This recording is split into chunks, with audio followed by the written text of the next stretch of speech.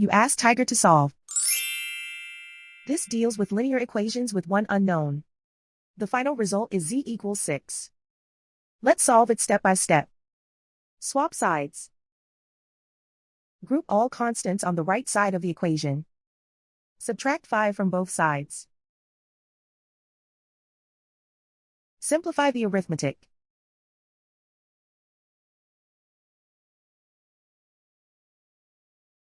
Isolate the z.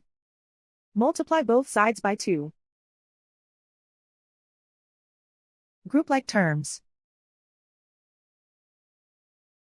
Multiply the coefficients. Simplify the fraction. Simplify the arithmetic. And so the final result is z equals 6.